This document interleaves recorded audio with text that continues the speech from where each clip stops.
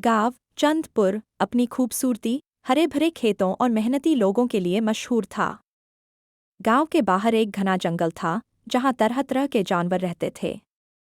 उसी जंगल में एक ताकतवर, खूंखार और घमंडी शेर खान भी रहता था। उसकी एक दहाड़ से पूरा जंगल कांप उठता था। शेर खान अपनी ताकत के घमंड में जंगल के जानवरों पर जुल्म करता, जब मन करता शिकार कर लेता। यहाँ तक कि वह कई बार गांव के पास आकर लोगों की भेड़ बकरियां उठा ले जाता। गांव वालों ने कई बार उसे रोकने की कोशिश की, लेकिन कोई उसकी ताकत के आगे टिक नहीं सका। गांव के लोग हर रोज डर के साये में जी रहे थे। कोई नहीं जानता था कि शेर खान कब फिर से हमला कर देगा।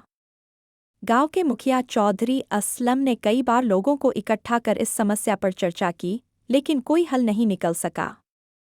आखिरकार उन्होंने गांव के सबसे समझदार और बहादुर युवक हैदर को बुलाया। हैदर बहुत बुद्धिमान और साहसी था। उसने तय किया कि वह शेर खान का सामना करेगा। उसने अपने कुछ दोस्तों के साथ मिलकर एक चालाकी भरी योजना बनाई। उसे पता था कि ताकत से शेर खान को हराना मुश्किल होगा, इसलिए उसने दिमाग से लड़ने की ठानी। जब हैदर और उसके साथी जंगल पहुंचे तो शेर खान पहले से ही एक ऊंची चट्टान पर बैठा उनकी राह देख रहा था। जैसे ही हैदर उसके करीब पहुंचा, शेर खान जोर से दहाड़ा और बोला, यह जंगल मेरा है और अब गांव भी मेरा होगा। अगर किसी ने मुझे रोकने की कोशिश की तो अंजाम बहुत बुरा होगा।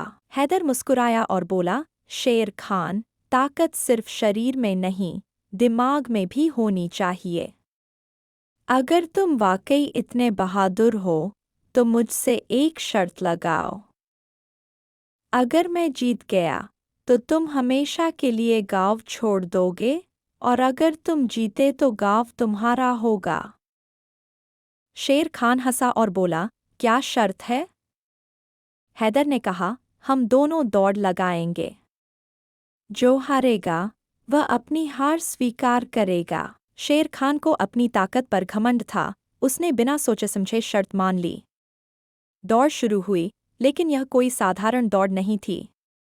हैदर ने जंगल में कई जगह पर गड्ढों में शहद, कांटे और फिसलन वाले कीचड़ का इंतजाम कर रखा था। जैसे ही शेर खान दौड़ा, वह कीचड़ में फिसल गया, फिर उसके पंजे कांटों में फंस गए। जब उसने आगे बढ़ने की कोशिश की तो एक पेड़ से शहद का घड़ा गिरकर उसके ऊपर आ गिरा, जिससे शहद की मक्खियों ने उसे बुरी तरह काट लिया। इधर हैदर बिना रुके दौड़ता रहा और दौड़ जीत गया।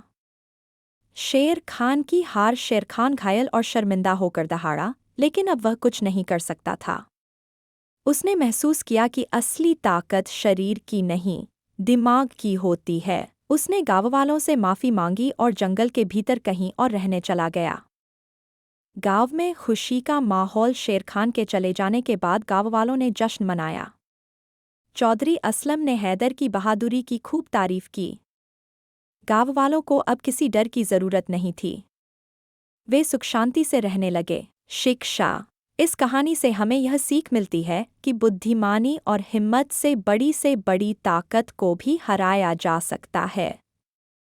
घमंड और अत्याचार का अंत हमेशा बुरा होता है, जबकि होशियारी और अच्छाई की जीत होती है।